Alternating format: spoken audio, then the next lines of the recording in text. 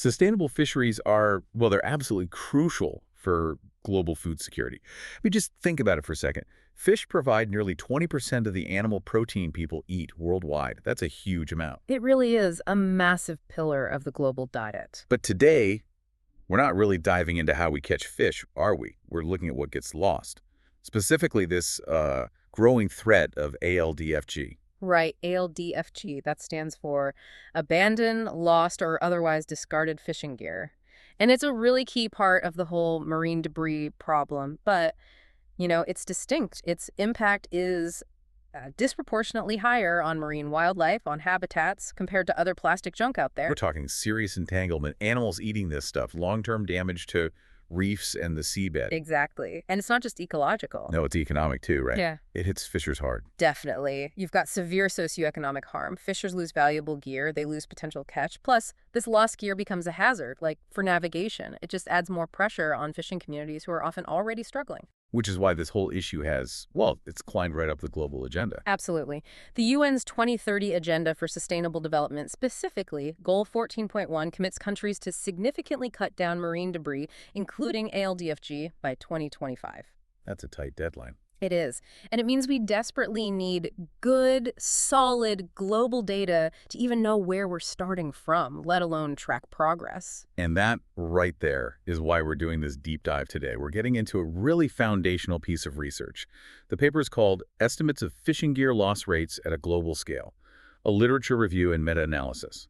Kelsey Richardson was the lead author, and this paper is so important because it finally gives us some statistically rigorous global estimates. It moves us beyond just scattered reports. Yeah, before this study, trying to quantify how much gear was lost from ships, sea-based sources like ALDFG, it was incredibly difficult. The data we had was really fragmented. It came from specific fisheries, often in, wealthier parts of the world. We just didn't have that statistically sound overall global picture. Okay, so let's unpack the methodology they used. Because pulling this together must have been a huge task. Oh, it was a major analytical challenge. The authors had to synthesize decades of pretty disparate information. They reviewed 68 publications, going all the way back to 1975 up to 2017. Oh, that's a big time frame. Yeah, and covering 32 countries and territories. They looked at all the main gear types, nets, traps, lines, and also FADs, fish aggregating devices. That review itself must have shown some interesting patterns, just in terms of where the research was happening. It really did, and this is fascinating context. Before the year 2000, almost all the studies on gear loss, like 94% of them came from just North America, the US and Canada. 94%. Really? Yep. It was only later, after 2000, that the research started to broaden out geographically. You started seeing data from Europe, the Middle East, parts of the Caribbean, the Indian Ocean. So that geographic skew is something we need to keep in mind when we look at the results. Absolutely, it's vital context. Okay, so they gathered all these studies. How did they combine them? You mentioned that they used a meta-analysis approach. Correct. A meta-analysis is basically a study of studies. They needed a way to take all this varied data. I mean, some studies reported loss as percentages, others in number of units or length or weight, and somehow standardize it all, turn it into comparable metrics so you could actually combine the findings in a meaningful way. That sounds complex enough. But you mentioned another hurdle, missing data. Exactly. That was a big one. You see, gear loss studies aren't like, say, clinical trials where reporting standards are pretty rigid. A lot of these original papers just didn't include standard statistical measures of uncertainty, things like standard errors. And you need those uncertainty measures if you're going to combine results properly, right? Yeah. To know how much weight to give each study. Precisely. If you don't know the uncertainty around a particular study's estimate, it's very hard to statistically combine it with others in a robust way. So how did the Richardson team handle that? How did they compensate for that missing information? They used a really clever proxy, actually. It shows some real ingenuity. They essentially treated the number of vessels or the number of fishers surveyed in each study as a kind of stand-in for replication, a proxy for the study's reliability and uncertainty. Okay. So the thinking is a study that surveyed, say, 100 fishers is likely more reliable, less uncertain than one that only talked to 5. Exactly that. It makes intuitive sense, and it allowed them to assign appropriate statistical weights even when the original studies lacked formal uncertainty measures. It made the whole analysis and the final estimates much stronger. Right. That makes the final numbers feel much more grounded.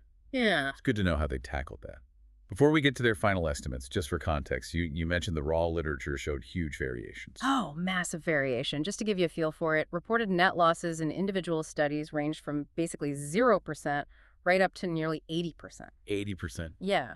And for traps, it was even wider in some cases. Some studies reported losses up to a staggering 88%. Wow. Okay, that perfectly illustrates why we needed this kind of rigorous synthesizing work.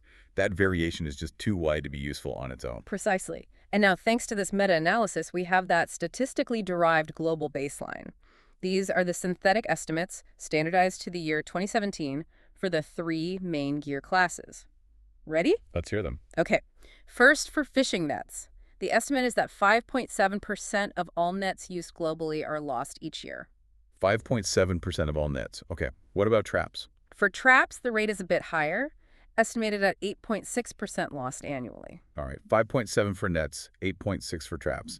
And the third category, lines. Now, this is where the number really jumps. For lines, the estimate is 29%. 29%. Nearly a third of all fishing lines lost every single year. That's the global estimate, yes. It's a huge number. Can we break that down a bit more? Like, within those categories, are certain types of nets or traps lost more often? Yes, the study provides some of that detail, too. Within nets, gill nets and entangling nets had the highest proportion of loss, around 5.8%. For traps, it was pots and traps, the lobster pots, crab pots, they had a much higher loss proportion, about 19%, compared to things like fyke nets at 4.1%. And for lines, what drives that incredibly high 29% average? It seems to be heavily driven by pole lines. The estimate there was a massive 65% loss rate. 65%. Yeah, followed by hand lines at about 23% and long lines around 20%. So some types of line fishing lose gear at extremely high rates. Okay, wait. So 29% loss for lines, but only 5.7% for nets. Just looking at those numbers, you might think lines are the bigger pollution problem, but there's a really important nuance here, isn't there, about what is actually being lost. This is absolutely critical to understand. The type of loss matters hugely, perhaps even more than the rate itself. While line losses have that really high rate, 29%, it's often fragments being lost, individual hooks snapping off, maybe a leader, bits and pieces. Right. Annoying for the fisher and adds plastic to the ocean, but maybe not a huge single item. Exactly. Whereas net and trap losses, even though the rate is lower, 5.7% and 8.6%, they are far more likely to involve the loss of the entire gear, a whole net or a string of blots. And that's where the concept of ghost fishing really comes into play. Precisely. A lost net or trap drifting in the ocean or sitting on the seabed doesn't just become inert plastic, it continues to do what it was designed to do. Catch things. It keeps trapping fish, crabs, turtles, marine mammals, sometimes for years. Indefinitely, really. So that 5.7% loss rate for nets actually represents a much more severe ongoing ecological threat than the 29% rate for lines, because of that ghost fishing potential. That's the key takeaway. It completely shifts how you might prioritize management efforts. Reducing the loss of whole nets and traps has to be a major focus due to their devastating ghost fishing impact, even if the percentage rate looks lower initially. Okay, that makes sense. So let's shift from what's lost to why it's lost. Right. Did the literature review point to common causes? It did. The researchers tallied the causes reported across all those studies. The number one reason cited, bad weather. No huge surprise there. Storms, strong currents. Right. Cited in 69% of the studies. Nature is unpredictable, and fishing is often done in harsh conditions. But what was the second most common cause?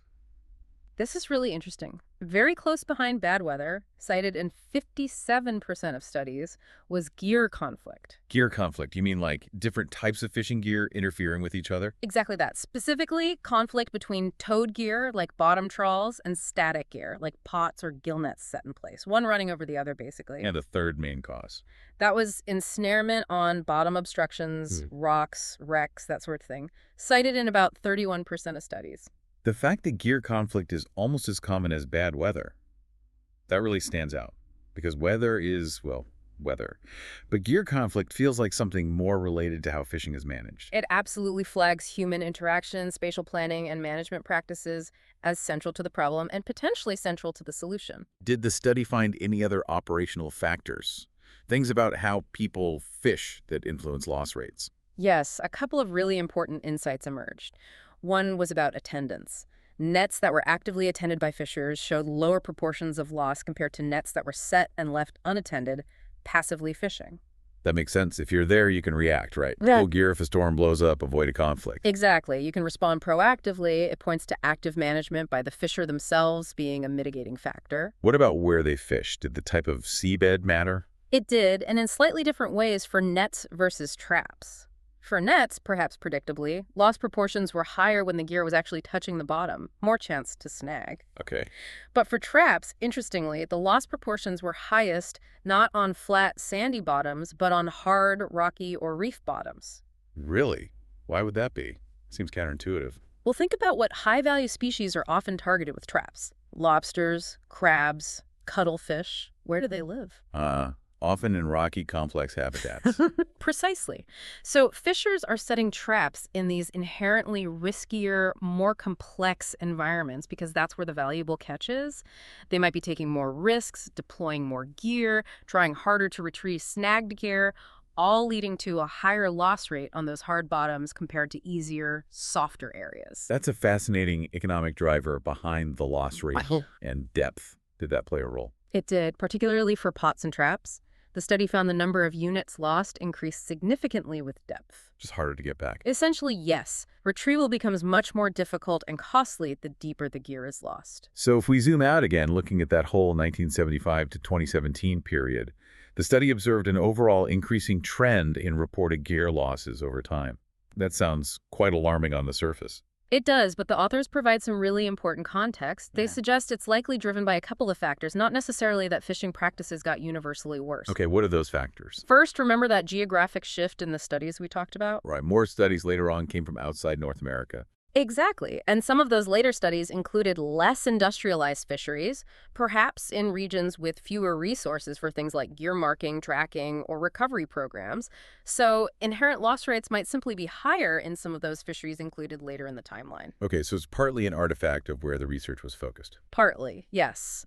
And the second big factor is just the overall context of global fishing during that period. From the 1970s through the 2010s, there was a massive increase in global fishing effort. Just more boats, fishing more days, using more gear. So even if the rate of loss per unit of effort stayed the same, the sheer increase in total effort would mean more gear being lost overall. Precisely. More activity naturally leads to more loss events in absolute terms. So the trend isn't necessarily just about worsening practices per se. That's crucial context. All right, let's talk about the bigger picture then.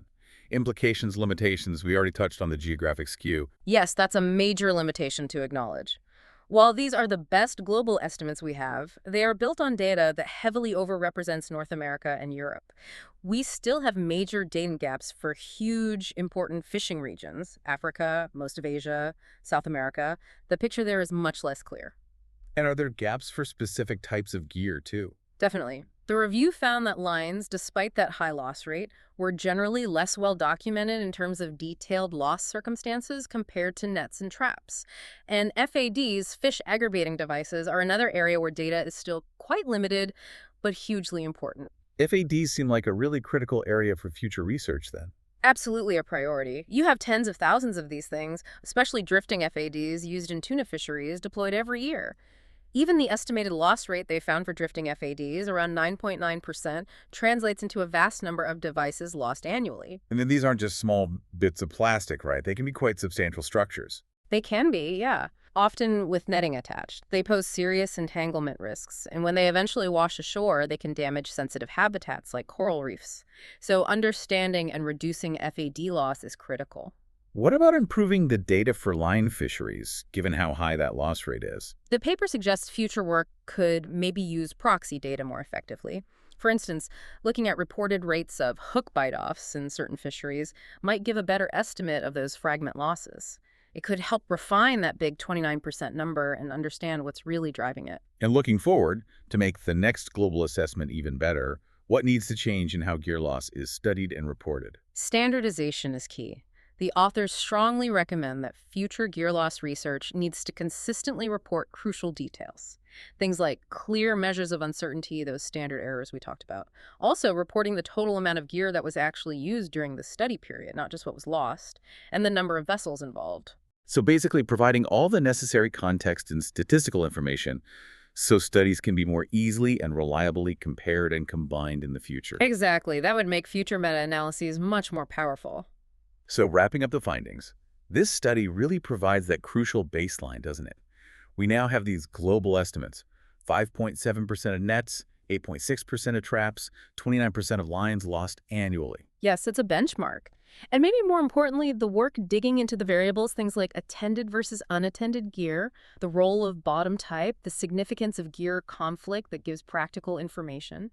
Fisheries managers, fishers themselves, policymakers, they can use this information to evaluate the risks associated with different fishing methods and locations. And hopefully implement specific targeted changes to actually reduce those loss rates. It moves beyond just saying reduce ALDFG to providing actionable insights. Precisely. It supports genuinely sustainable fisheries development by tackling a major source of waste and ecological damage with concrete data. This research feels like a huge step in taking what was a somewhat amorphous problem, ghost gear, and turning it into something measurable and therefore, hopefully, manageable. It really does. And maybe here's a final thought to leave our listeners with, something to chew on.